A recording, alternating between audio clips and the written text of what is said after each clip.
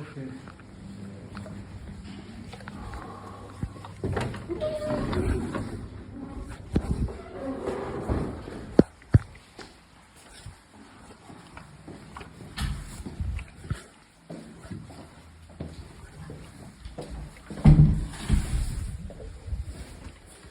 So they've got me here in this room by myself.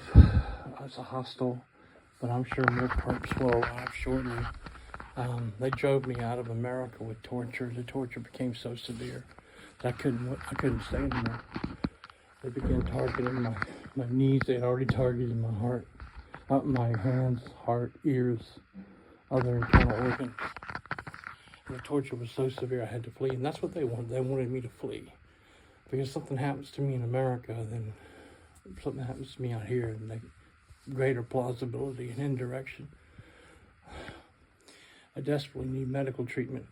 I don't have any medical insurance. The American government had my insurance company, Cigna International, cancel my medical insurance when I was inside a hospital being treated by Chinese doctors in Beijing, China.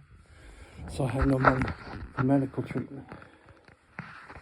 And I have severe injuries from the violence of organized stalkers and from the directed energy torture. Going to UNHCR, United Nations Human Rights Commissioner office tomorrow to apply for asylum. So the reason that I'm the only one in here, and the reason there's hardly anybody else, this is a very big place, around me, is because they have to keep me in a controlled environment. That's what this 27-year investigation is about. It's not about, if they had a case against me, they would have arrested me a long time ago. This is about keeping the victim in a controlled environment. They refuse to release records. I tried to sue the FBI to make them to release records. They won't do it. There's literally almost nobody here. And this is one of the biggest hostels in one of the biggest cities in South America. In Santiago, which is one of the biggest cities in South America. There's almost nobody here. That doesn't make any sense. There are other areas, sections of the hostel, but why put me all by myself? I'll tell you why. I'll explain to you why. Because it's called verification. They're using foreign cognitive researchers against me, have been for years, okay? And what they're doing is, if anybody comes into this room, notice I'm here by myself.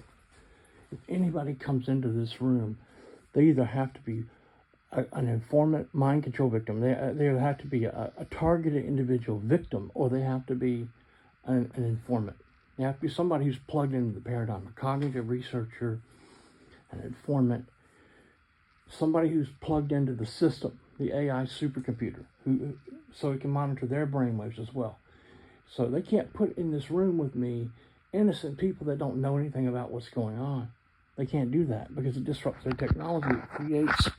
It creates gaps in the remote neural monitoring process, meaning formulation. Formulation is the collection and cataloging of data regarding the memory references of the victim, predictive integration, the interpretation of that data between remote neural monitoring and remote neural manipulation, etc., etc. Okay, so all those different stages, they have to, every response, synaptic response of the victim must be verified.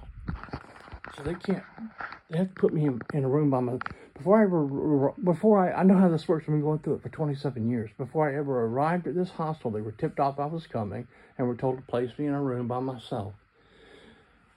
So it's easier to target me this way, and it's also easier for their technology to work properly. They have to keep me in a controlled environment. It's how the game works. It's been going on with me for years. This is Brain 2. July 23rd, going on July 24th, 2024. Santiago. Blocking my internet. I can't contact people. I can't function. I can't survive normally. So they've already arrested me at the border of the Chilean police. Now they're blocking my internet. I can't communicate with people. I can't access the Wi-Fi at the hotel, but that's normal. So I keep asking the staff to call a taxi, but they keep giving me excuses why they can't. It's all lies. They're government informants. But they're not told the truth. They're only told what they need to know. So here it is, late at night, July 24th, trying to get out of here and head to the airport. I'm getting all this static. There's a taxi right there, but I can't find the driver. Driver over here, please, quickly as possible. I need to get out of here. I need to go to the airport. Blocking my communications in real time. They've been doing it. They don't care anything about my videos. They're creating chaos. They're manufacturing chaos.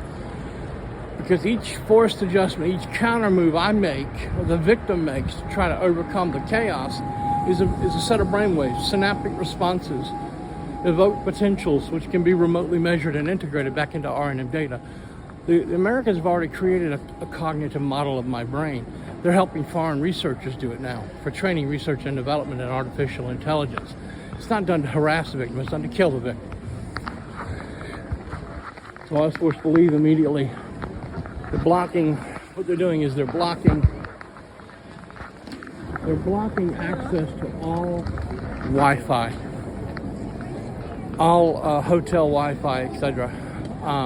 They've been doing it since I arrived in South America. They did it in Brazil, they did it in Argentina, now they're doing it in Chile. And I rely on that Wi-Fi because my phone doesn't always work, obviously, because of the chaos.